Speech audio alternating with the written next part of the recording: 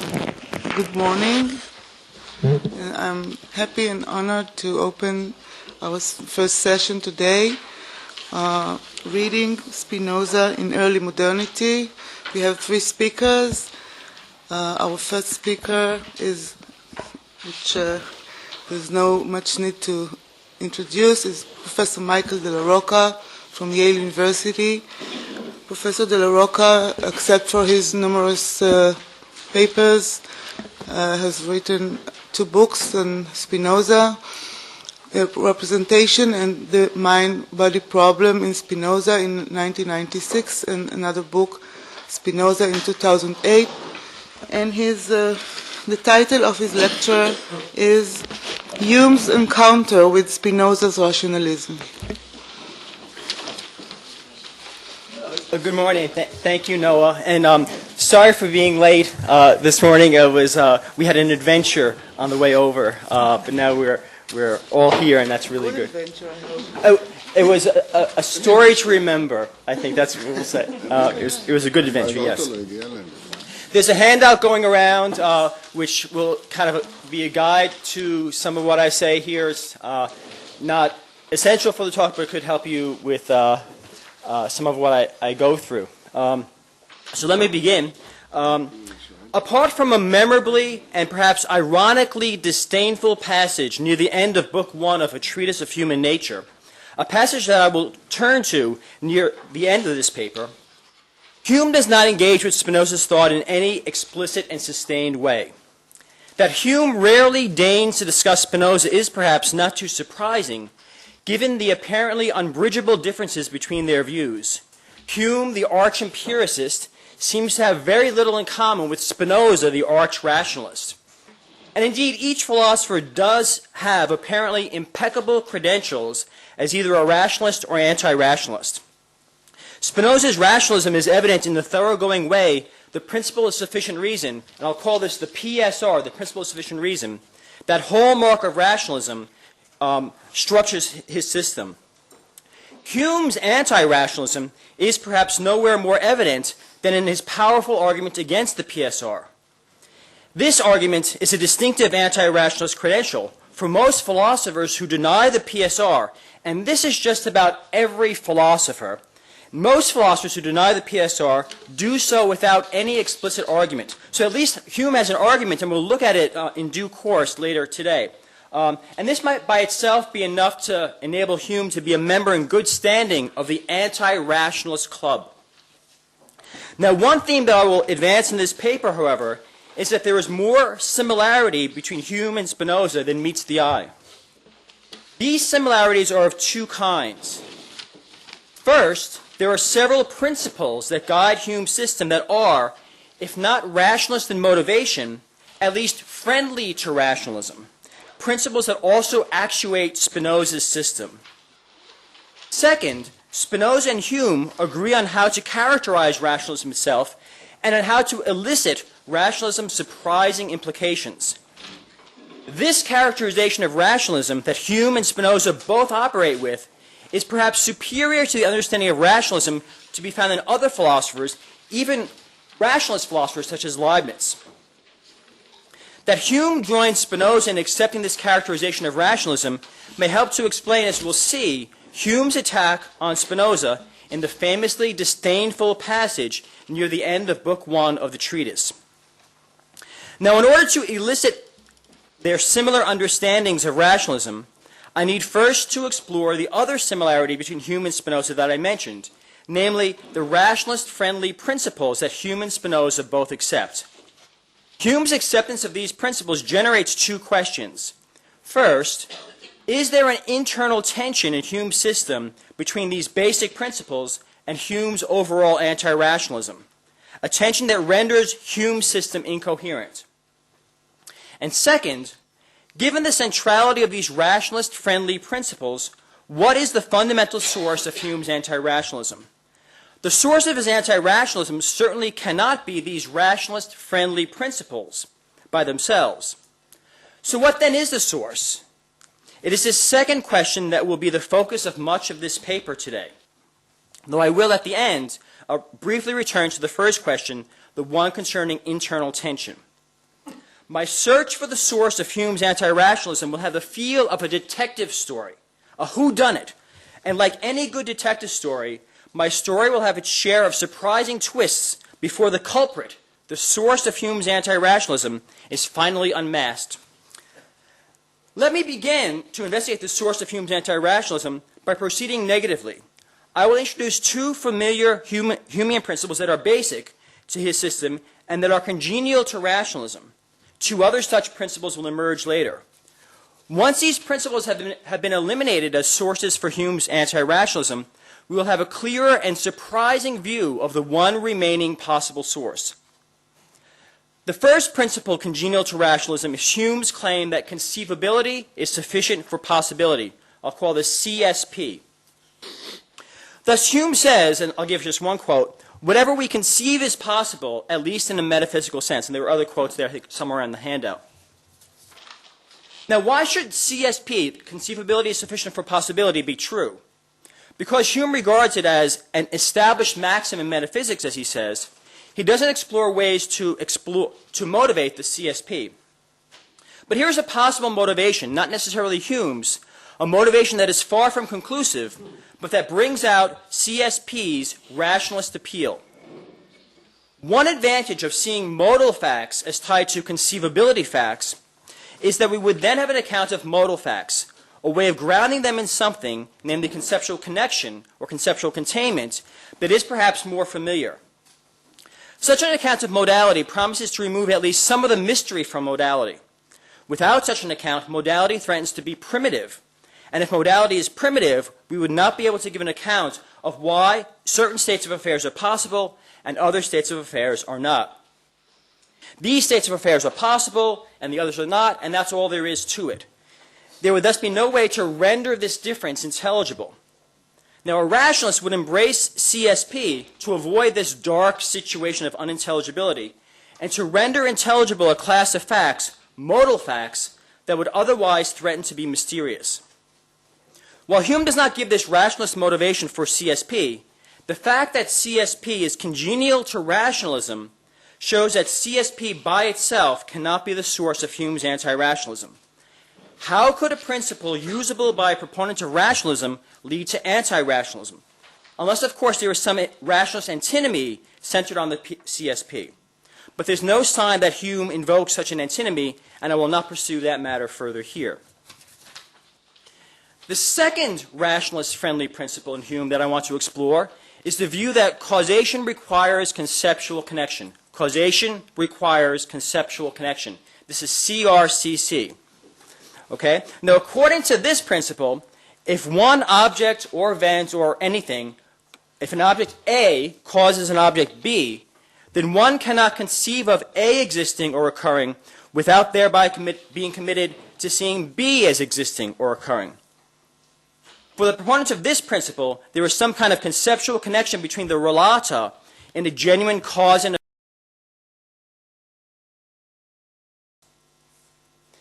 Hume is nonetheless able to offer some accounts of causation as a consolation prize, an account that does not capture all that we are hoping for in an account of causation. So Hume provides his two famous definitions of cause that involve the notion of mere constant conjunction and of the transition of the mind from one perception to another. But he laments that these definitions are merely the best that he can offer and are not what we were hoping for. He complains that these definitions are, as quote, drawn from circumstances foreign to the cause, and that we cannot remedy this inconvenience. So Hume is presupposing that a satisfactory account of causation would be one in which a cause is conceptually connected to its effect. He's paying allegiance to the principle causation requires conceptual connection. Now, CRCC, this principle, like the conceivability is sufficient for possibility principle, is a rationalist-friendly principle, as we can see in the following way. Causation, as Hume knows only too well, threatens to be a mysterious notion. We naturally want to ask, and Hume does ask, what does a causal relation consist in? In virtue of what does a causal relation obtain in those cases where there is a causal relation? Until we have a satisfactory answer, causation must remain a mystery.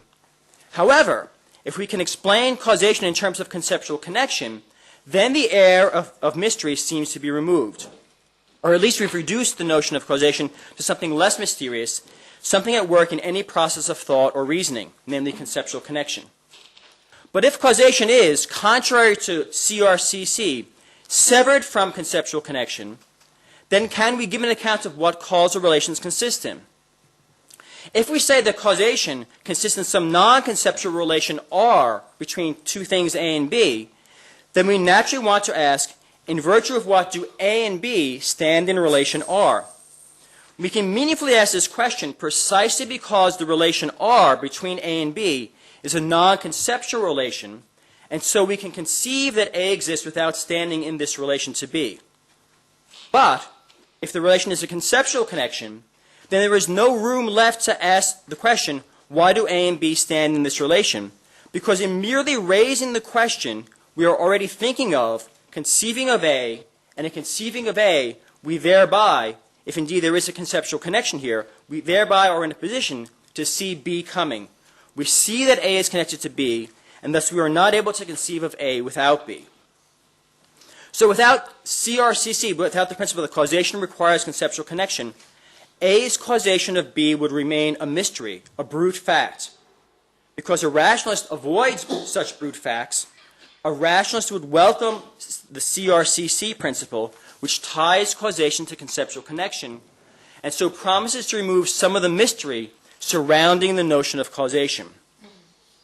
Now one can, I believe, see Spinoza and Malebranche and perhaps Leibniz, three great rationalists, as holding that causation requires some sort of conceptual connection, precisely for the rationalist reasons that I've just given.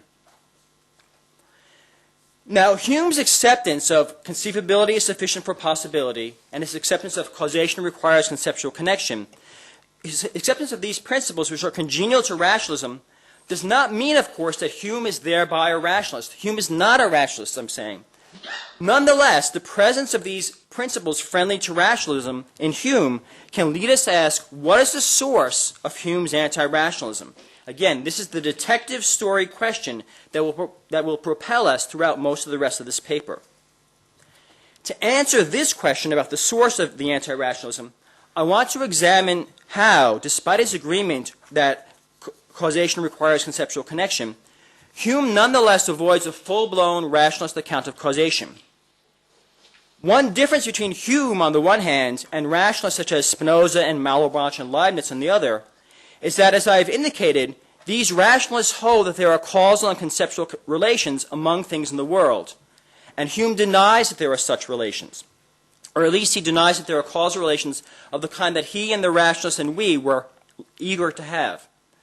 So let's look more closely at Hume's reasons for denying that there are conceptually and hence causally related objects in order to track down the sources of Hume's anti-rationalism. So we're on number 4 on the handout.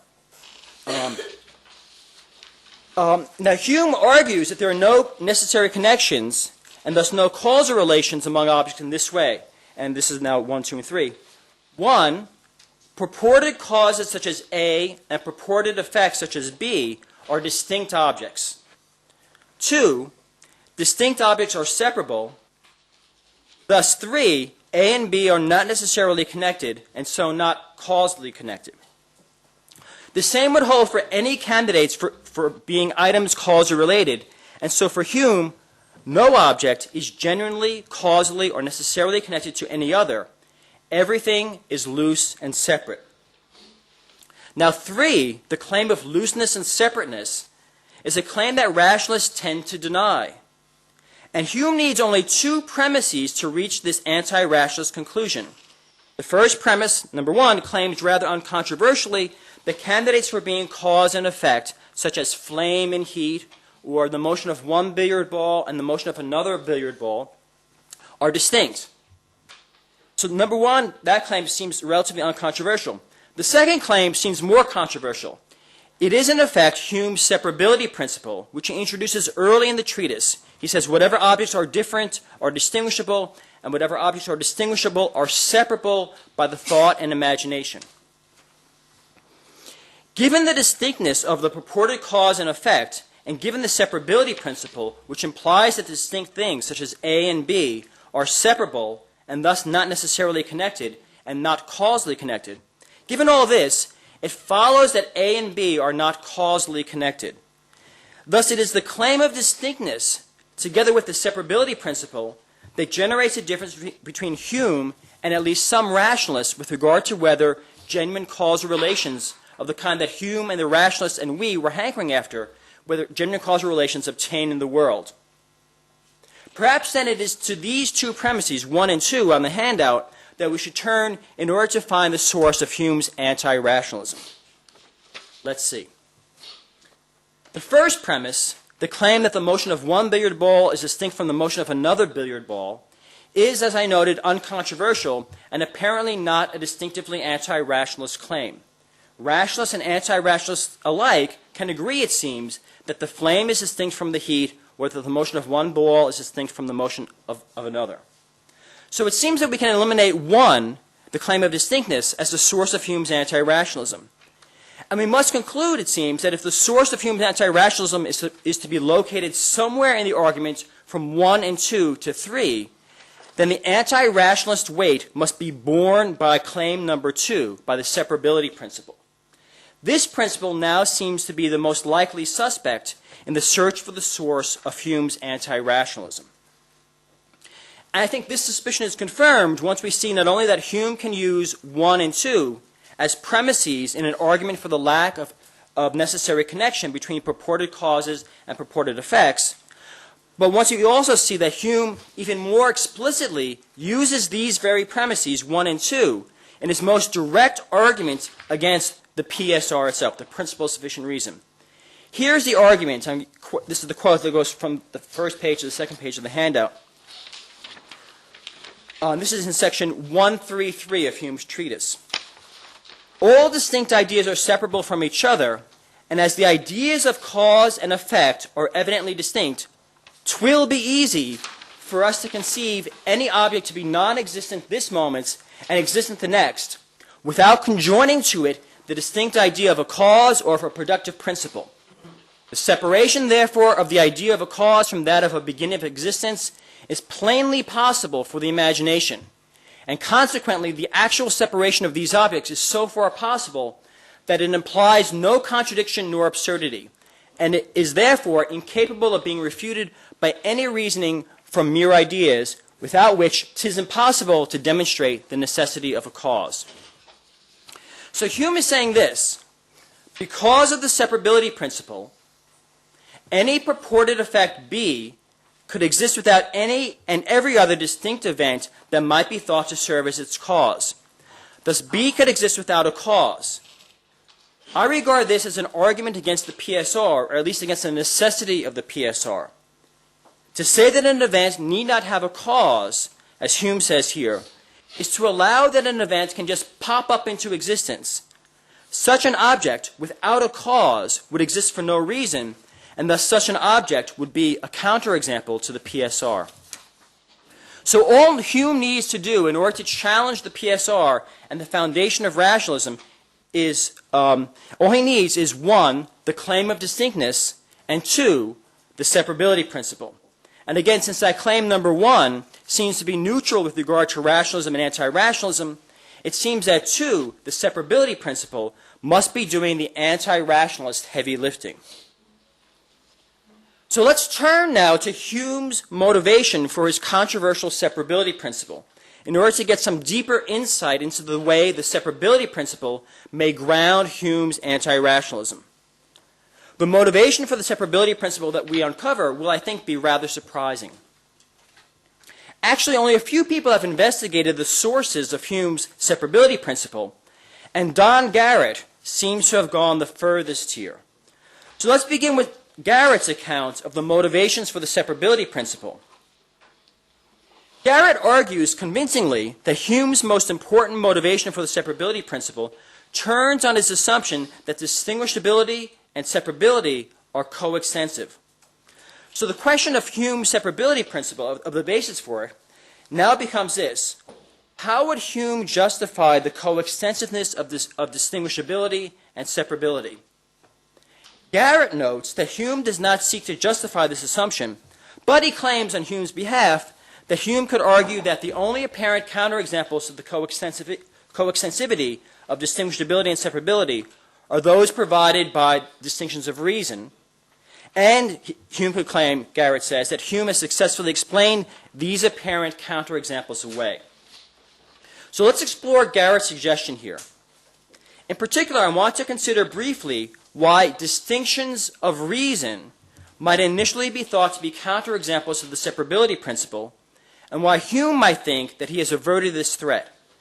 Then I will raise a further and crucial question: are there any other potential counterexamples of the separability principle besides distinctions of reason?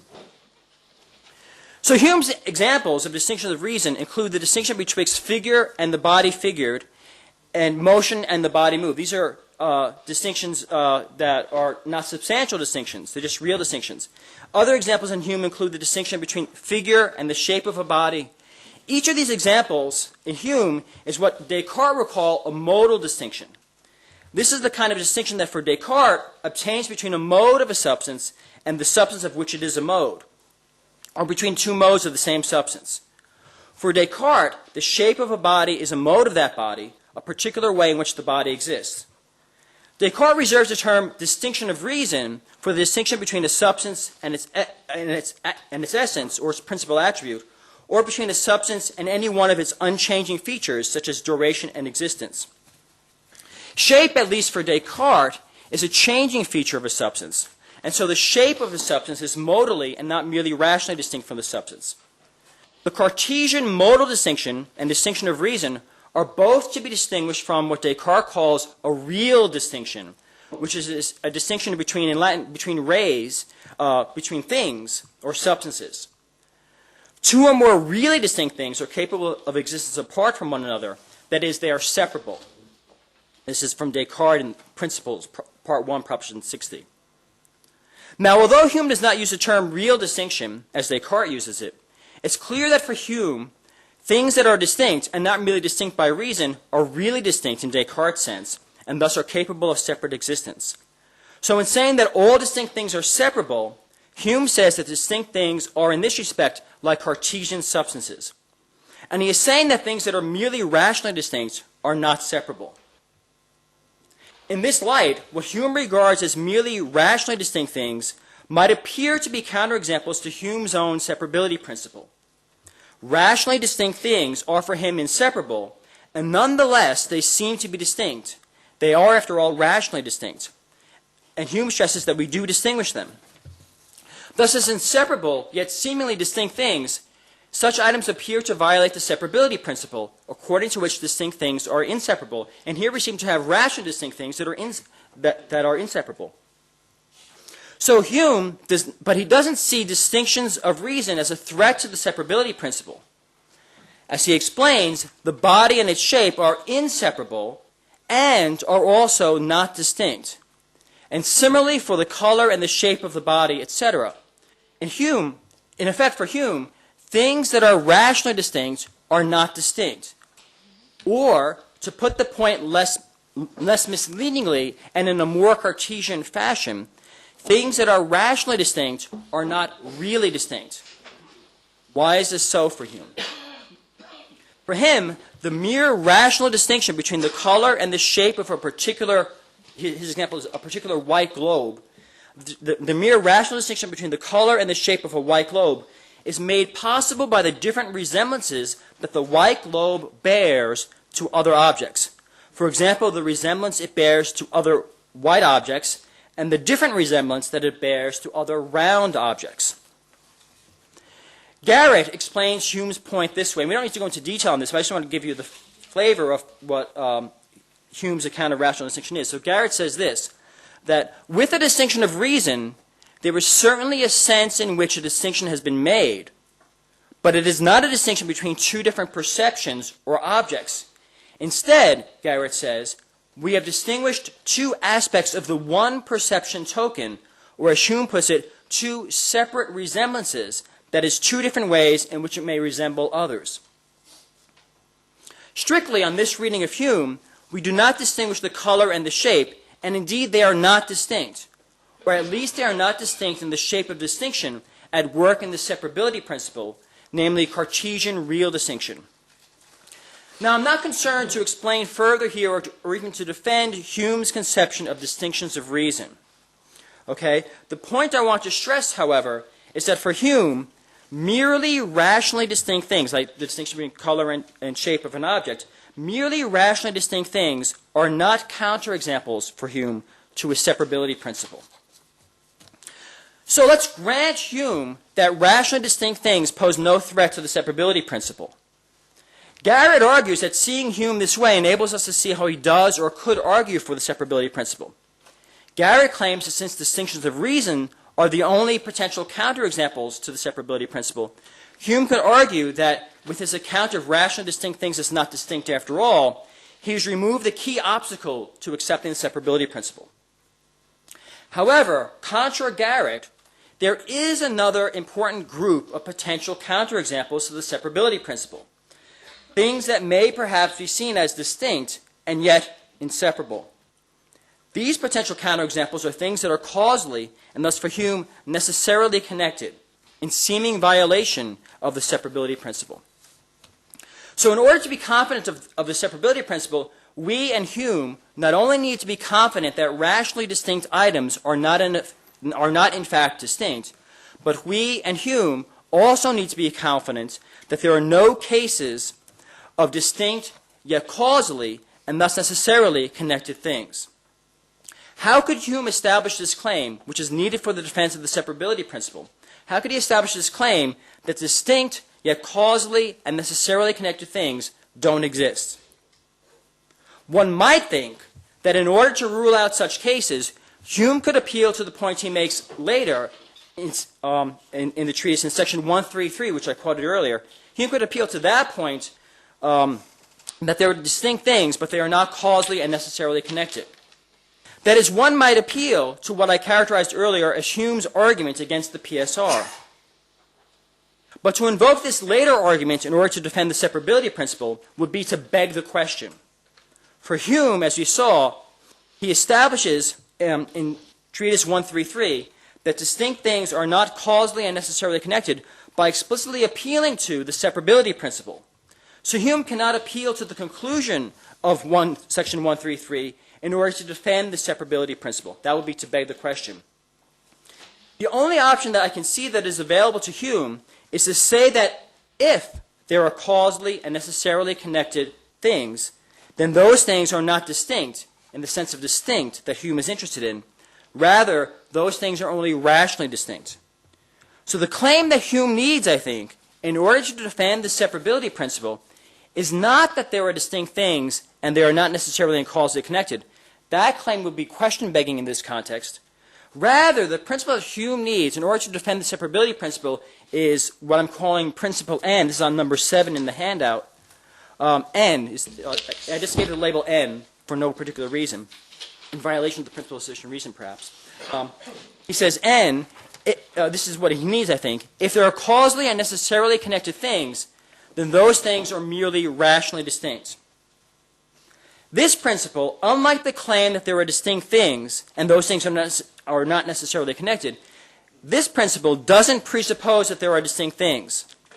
By ruling out an important class of potential counterexamples to the separability principle, this principle N can legitimately be used to support the separability principle, which, in conjunction with the further apparently innocent claim that purported causes and effects are distinct, can be used via the argument from Treatise 133 to establish that there are distinct things, but they are not necessarily connected and thus not causally connected. So Hume needs principle N, the claim that causes and effects, if such there be, are merely rationally distinct. He needs that principle in order to get to the separability principle. And he relies on the separability principle plus the claim that purported causes and effects are distinct in order to reach the conclusion that those objects are not necessarily connected.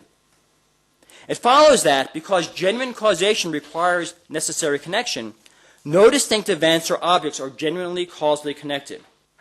Because the lack of such a necessary or causal connection implies that those objects may exist without a reason, the conclusion that there are no genuinely causal connections among such objects entails the falsity of the PSR and thus entails anti-rationalism. So N, principle N, plus the claim that purported causes and effects are distinct, seems to be the source of Hume's anti-rationalism. But again, the claim that events such as the motions of the two billiard balls are distinct seems to be not particularly anti-rationalist. It seems to be neutral between rationalism and anti-rationalism. Thus, the anti-rationalist weight in Hume's system seems to be borne by principle N, the claim that necessarily connected things would be merely rationally distinct. But wait, this can't be right. N cannot be the source of Hume's anti-rationalism, and this is because N is yet another rationalist-friendly principle on which Hume crucially relies. I think that one can establish that N is a rationalist-friendly principle in a number of ways. I mean, one bit of evidence comes from the fact that I think Leibniz and Spinoza both accept a version of a principle like N. I won't go into the details here. I've argued for this elsewhere. But there's another way also, I think, to show that principle N is congenial to rationalism, and that's to derive the principle directly from the PSR. So let me try to do that briefly now. So to show how N is derivable from the PSR. So consider what would be the case if N were false. If so, then there would be a case in which B depends on A, yet B is distinct from A and is not in particular modally distinct from A in Descartes' sense, and is not rationally distinct from A in either Descartes' sense or Hume's sense. In such a case, while A may so A and B, consider if this that there are this is a case in which B depends on A, yet B is distinct from A, but is not modally distinct from A and is not rationally distinct from A. So in this case, while A, the cause we're assuming, the cause in this case, it may have certain states, right? So A may give rise to B, the separate object B, but A may also have states of its own which are not really distinct from A. So A may have states C, D, and E, right? Which depend on A because they're states of A, so A would have states C, D, and E.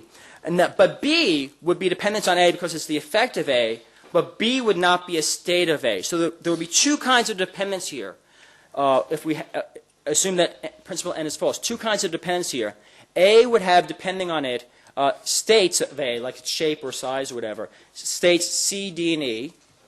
And A would also have, depending on it, B, which is a separate object, a really distinct object from A.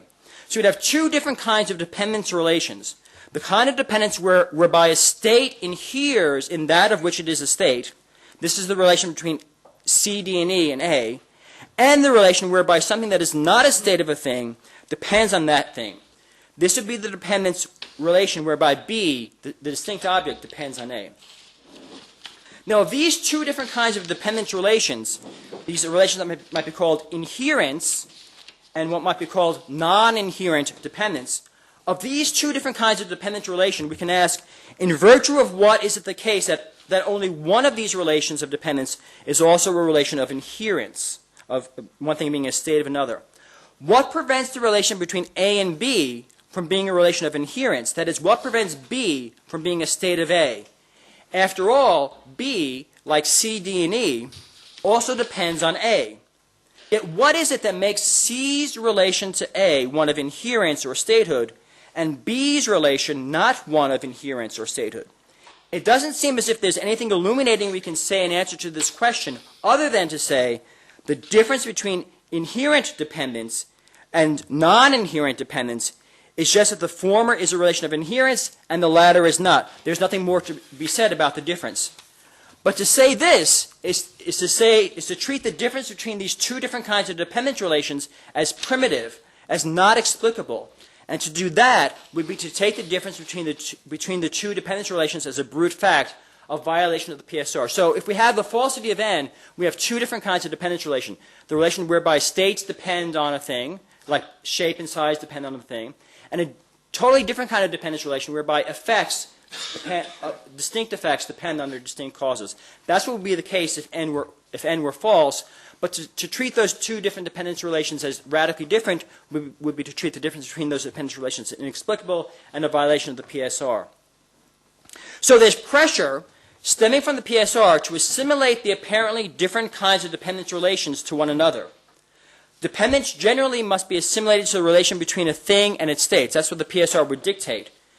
Given this conclusion, that there's only one kind of dependence relation, when there is a relation of dependence between A and B are not really distinct, and perhaps are only rationally distinct, at least in Hume's sense.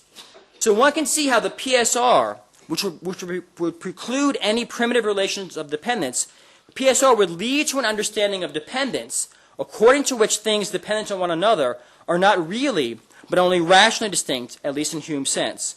So the PSR generates something like principle N, a principle that is crucial to Hume's defense of the separability principle.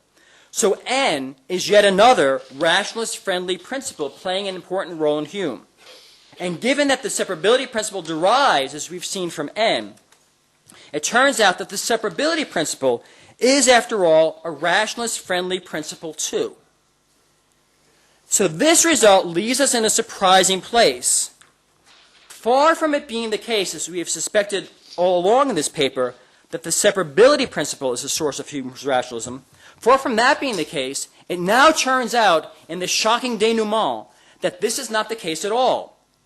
The separability principle is as rationalist-friendly as the two principles CSP and CRCC from earlier in the paper. But then, the source of Hume's rationalism must be the seemingly innocent claim, a claim seemingly neutral between rationalism and anti-rationalism, the claim that purported causes and effects, such as the motion of one billiard ball and the motion of another billiard ball, are distinct.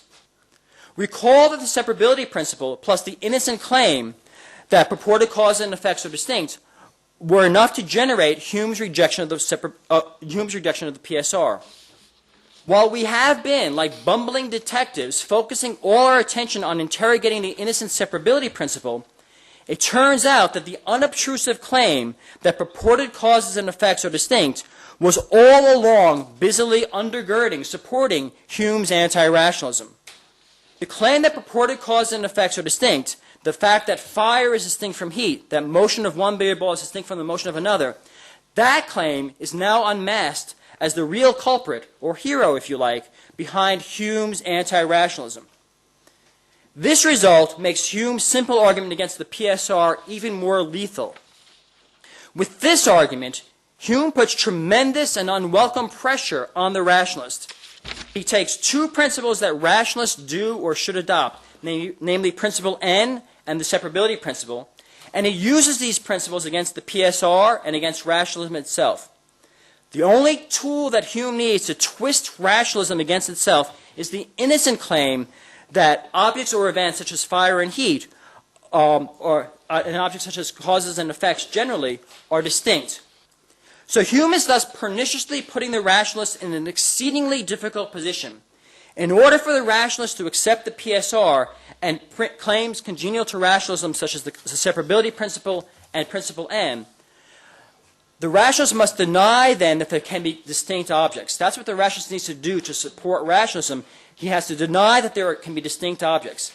That is, Hume's argument against the PSR and rationalism is, in effect, to point out that the only consistent form of rationalism is one that accepts a form of monism and denies that there is any multiplicity of distinct objects. This is bad news for rationalists who are, in general, unwilling to accept a monism of objects. Hume understands, perhaps better than most rationalists, that rationalism is vulnerable here.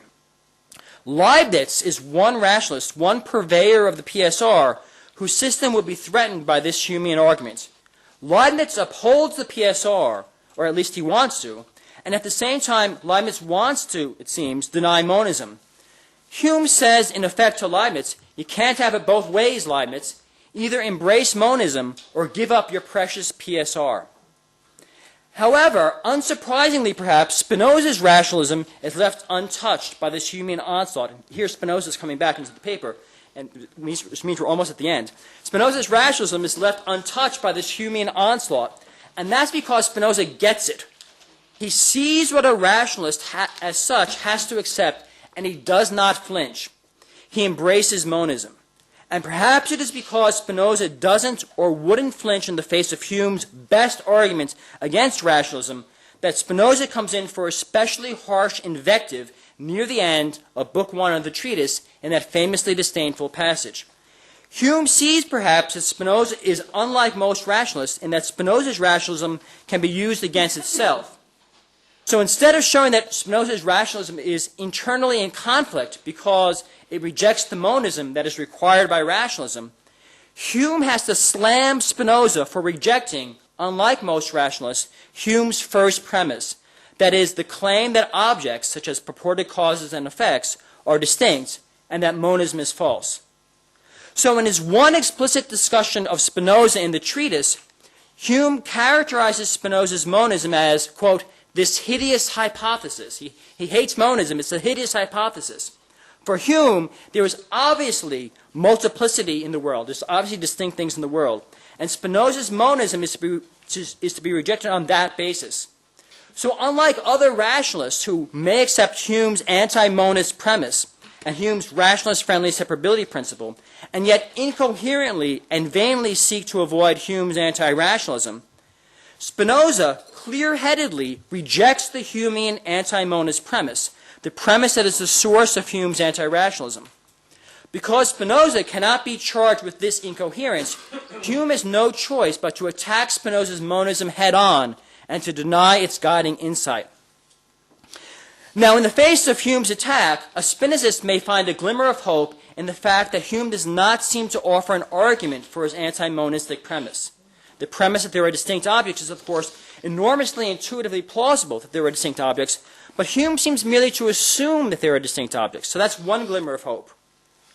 Perhaps an even brighter glimmer of hope for the Spinozist emerges from a further observation. In wielding and treating as fundamental claims congenial to rationalism such as CSP, CRCC, Principle N, and thus the separability principle, it's four rationalist-friendly principles that Hume relies on heavily. In relying on these claims, Hume may seem to be playing with fire. The rationalist question here would be this: can Hume coherently accept all of these principles that are congenial to rationalism, principles perhaps most easily motivated by the PSR? Can he accept all those principles without embracing full-blown rationalism? How often can Hume go to the rationalist well and not contaminate his anti-rationalism? That's a nice question. And my hunch, and it's more than a hunch really, is that a little rationalism and a little Spinoza go a long way. And the hunch is that it is difficult to accept some rationalist-friendly claims without accepting others and without accepting rationalism itself.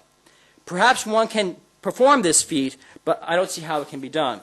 So it's a real challenge, I think, to Hume's anti-rationalism.